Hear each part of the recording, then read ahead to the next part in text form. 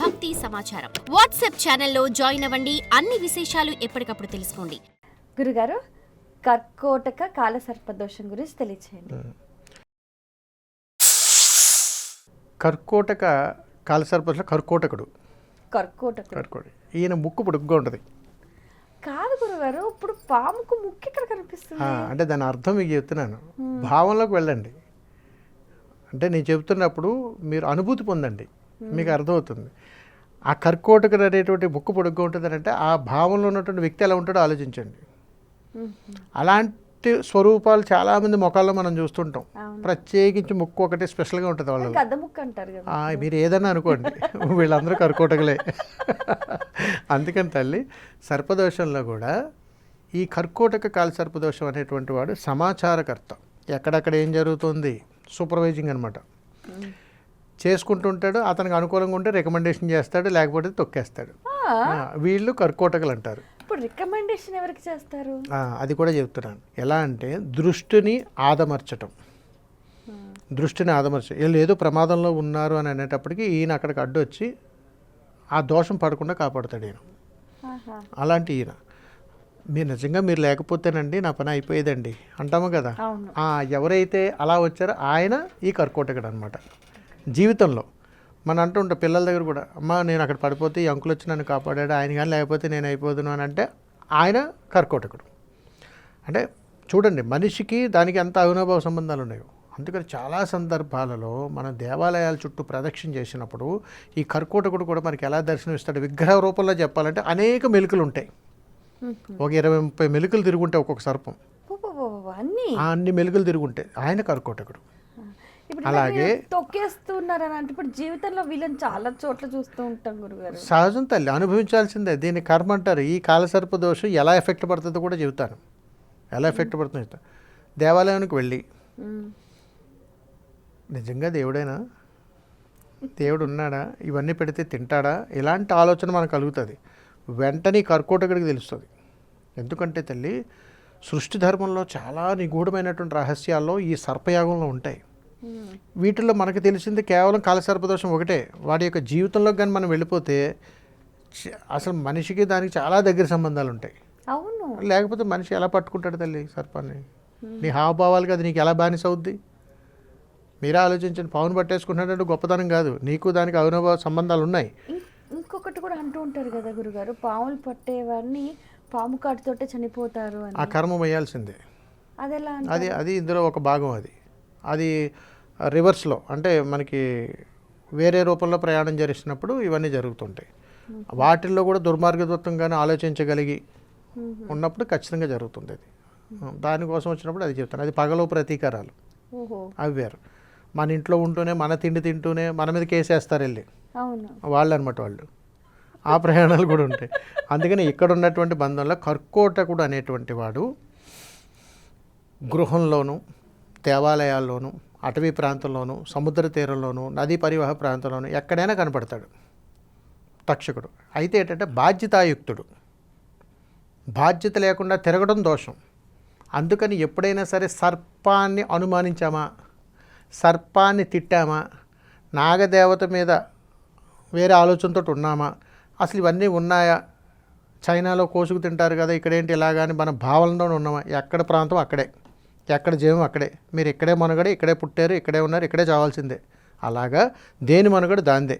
అలాగే వీటిల్లో కూడా మీరు గుర్తుపెట్టుకోవాల్సింది కర్కోటకుడు అనేటువంటి వాడు, ఈ కర్కోటకుడు అనేటువంటి వాడు ఎక్కడ ఉన్నా కానీ ఒక సూపర్వైజింగ్, ఒక సహాయం ఇచ్చేటువంటి వాడు, ఒక సలహా ఇచ్చేటువంటి వాడు ఇతను. కాబట్టి ఇతను ఎవరిని ఏమి అండు మనసులో పెట్టుకుని కుళ్ళిపోతుంటాడు. కొంతమంది మనకి చుట్టూ కనబడుతూ వాళ్ళే కర్కోటకులు.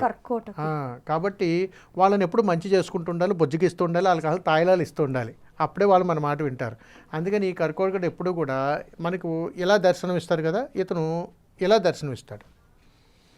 అందుకని ఎప్పుడైనా సరే మనం సర్పం మనకు దర్శనం ఇచ్చింది అని అంటే ఇలా వైపు తిరిగిందంటే కర్కోటకుడు.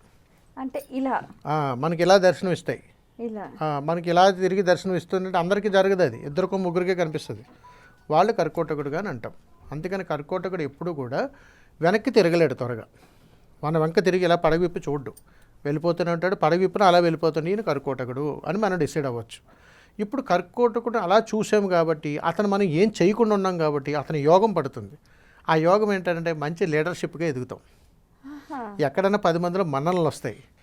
మేడం గారు మీరు ఏం చేసినా చాలా బాగుంటుందండి, మంచి భవిష్యత్తు ఉందండి అని దీవెనలు అందుకుంటూ ఉంటాం. వీళ్ళకి ఏం కావాల్సి వచ్చినా నలుగురు సమకూరుతూ ఉంటారు, వారికి తెలియకుండానే అన్ని పనులు అయిపోతుంటాయి. ఈయన కర్కోటకుడు. అది అంతే తప్ప ఇతను కానీ మనసులో పెట్టుకున్నాడు అనుకోండి, బయటికి రాడు, ఏమీ చేయడు, అలా మొహం అలా పెట్టుకుని ముంగిగా కూర్చుని ఉంటాడు. మీరు ఏం పెట్టినా స్వీకరించడు. మనం తొందరపడి చంపేస్తాం, ఇదేదో ప్రమాదాన్ని తీసుకొచ్చేస్తుందామని. నువ్వు చంపేసి కొట్టేసి ఏం చేస్తున్నా కానీ బుసలు కూడా ఇప్పడు, అలానే ఉంటాడు ఆయన.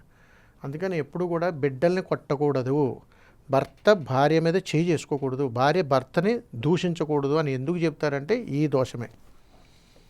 ఏమండి గురువుగారు మా ఇంట్లో ఎప్పుడు మనశ్శాంతి లేదండి, భార్యాభర్తలు ఎప్పుడు నన్ను చాలా హీనంగా మాట్లాడుతుందండి నా భార్య అని అంటాడు భర్త. భర్త కూడా చెప్తుంటాడు ఇలాగండి అని, ఆవిడ కూడా చెప్తుంటారు ఇలాగని. బిడ్డలకు అస్సలు గౌరవం కూడా లేదండి తల్లిదండ్రుల పట్ల, ఎలా పడితే అలా మాట్లాడుతున్నారండి, మమ్మల్ని చాలా హేళనగా చూస్తున్నారండి, వయసు వచ్చింది అన్నీ మేమే పెట్టాను, మమ్మల్ని బయటకు పొమ్మంటున్నారండి. కర్కోటక కాలసర్పదోషం అనమాట అని చెప్పేసి కర్కోటకుడు కావాల్సినవన్నీ చేయాలి, చేస్తే ఆ ప్రాబ్లం సాల్వ్ అవుతుంది. ఓకే, ఈ కర్కోటక కాలసర్ప దోషానికి పరిహారాలు చాలా అద్భుతం. మీకు కర్కోటకుడు ఎప్పుడు కూడా తల్లి సుగంధ పరిమళాలు అక్కడే ఉంటాడు ఈయన, దానికి బానిస అనమాట ఈయన. ఆయన అలిగాడు అనుకోండి, వెంటనే సువాసన వదిలే పువ్వులు ఎక్కడైతే ఉన్నాయో ఆడిపోతాడు ఆయన, ఆ తోట ఎక్కడైతే ఉందో అక్కడే ఉంటాడు. అందుకని ఈయన మన మధ్యలోనూ అక్కడెక్కడ తిరగడు. కాబట్టి ఎప్పుడైనా సరే కుటుంబంలో కానీ ఇలాంటి సమస్యలు జరుగుతున్నాయంటే కర్కోటకుడు వల్ల జరుగుతున్నాయి. కాబట్టి సుగంధ పరిమళ పత్ర పుష్పాలు ఏదైనా దొరికితే వాటన్నిటిని ఒక పోగుగా వేయాలి, ఎక్కువగా పోగుగా వేసి మీకు దగ్గరలో ఉన్నటువంటి పుట్టను అలంకరణ చేయాలి ఆ పువ్వులతో. ఆయన సంతోషపడిపోతాడు. అలా అలంకరణ చేయడాన్ని చూస్తాడు ఆయన. చూడగానే ఏ కర్మతోటైతే మనం ఇవన్నీ చేస్తున్నామో వెంటనే ఆయన అనుగ్రహం వస్తుంది, అక్కడ అన్యోన్యత అద్భుతంగా పెరుగుతుంది. అందుకని ఇప్పటికీ చాలా చోట్ల చెబుతుంటాం, మీకు ఇబ్బందులు వస్తున్నాయండి, అన్యోన్యత ఉండట్లేదు, ఇబ్బంది అయితే ఎక్కడన్నా నా సుబ్రహ్మణ్య స్వామి గుడికి వెళ్ళండి అమ్మ. దాన్ని సుబ్రహ్మణ్య స్వామి గుడికి వెళ్ళి చూసేది మీరు శిలాస్వరూపానికి, కానీ నిజ రూపంలో మీరు చేయాలంటే అన్ని సుగంధ పరిమళ పత్రాలతో కూడుకున్నటువంటి పుష్పాలన్నింటినీ కూడా సిద్ధం చేసుకుని ఒక పుట్ట దగ్గరికి వెళ్ళి అక్కడ నిర్మాణం పెట్టి అలంకరణ చేసి మీరు తిరిగి రండి. మీలో విపరీతమైన అన్యోన్యం ఇది, ఎప్పటికీ కొట్టుకోలేరు వాడిద్దరు, చాలా కలిసిపోతుంటారు. ఇది ఆయన అనుగ్రహం. మరి ఈయన ఎప్పుడెప్పుడు కనిపిస్తాడు మరి మనకి? ఎప్పుడెప్పుడు కనిపిస్తాడు? రాత్రిపూటే కనిపిస్తాడు. ఓన్లీ నైట్ టైమే ఈయన సంచారం. కర్కోటకుడు ఎప్పుడు కూడా రాత్రిపూటే సూపర్వైజింగ్ అనమాట, గుర్కా. అలాగా సంచారం చేస్తూ చాలా అద్భుతంగా మనకు ఒక చక్కటి సందేశాన్ని ఇస్తాయి. అది ఆ సూక్ష్మాన్ని పట్టుకోండి అంటాను నేను. అందుకని ఎప్పుడు సరే కర్కోటకుడు చీకటి పడుతున్న వేళ ఎంటర్ అవుతుంటాడు. మనిషిలో స్వభావాలు ఎప్పుడు స్టార్ట్ అవుతాయి? పగలంతా బాగానే ఉంటాం, రాత్రి అయ్యేటప్పటికి వైరం, ఉదయానికి మళ్ళీ కాలు మొక్కడం, ఇవే జరుగుతుంటాయి. ఈ రాత్రి ఉన్నది పగలు కూడా కళ్ళకు వచ్చేస్తుంటుంది. ఈ మధ్య కాలు మొక్కడాలు కూడా పోయినాయి గురుగారు.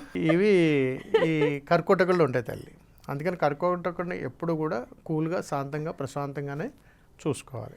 అయితే ఈ కర్కోటక కాలసర్పదోషం అనేది ఒక కుటుంబంలోనైనా లేకపోతే ఒక వ్యవస్థలో, ఆఫీస్లో, ఫ్రెండ్స్లో, అన్ని చోట్ల ఉంటుంది? ఏ జీవరాశి అయినా సరే ఫేస్ చేయాల్సిందే. అంటే ఈ సర్పదోషాలన్నీ నేను చెబుతున్నవన్నీ కూడా కేవలం ఒక వ్యక్తికే కాదండి, వ్యవస్థకు కూడా.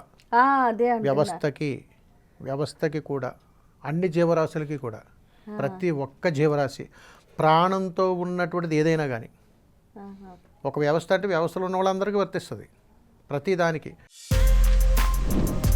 For more videos like this, subscribe Big TV channel.